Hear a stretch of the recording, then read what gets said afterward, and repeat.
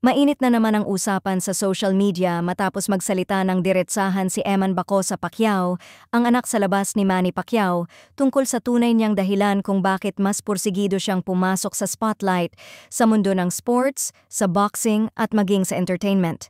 At hindi raw ito tungkol sa paghabol ng fame o paghahanap ng pagkilala mula sa ama, kundi dahil sa isang bagay na mas personal at mas mabigat.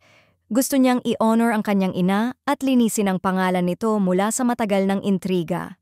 Matagal ng usap-usapan ang buhay ni Eman, ngunit nitong mga nakaraang linggo lamang siya pumayag na magsalita ng mas seryoso. Aniya, ramdam na ramdam niya ang bigat ng mga negatibong komento at tsismis na paulit-ulit na ibinabato sa kanyang ina, lalo na't anak sa labas, ang tatak na palaging idinidikit sa kanya ng publiko. Sa kabila nito, binigyang diin din niya na walang sama ng loob sa kanyang ama na si Manny Pacquiao. Sa katunayan, nagpapasalamat pa rin siya sa suporta nito.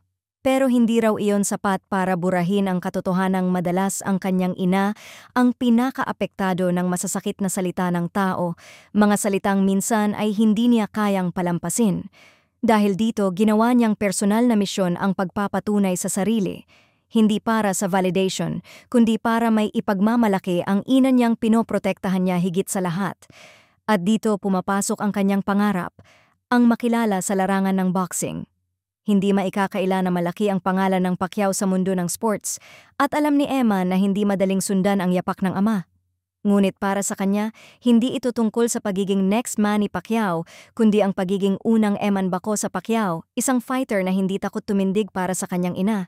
Kung may ma-achieve ako sa boxing, hindi lang ako ang mananalo. Panalo yon ng mama ko. Gusto kong ipakita sa buong mundo na kaya kong maging successful para sa kanya, dagdag niya.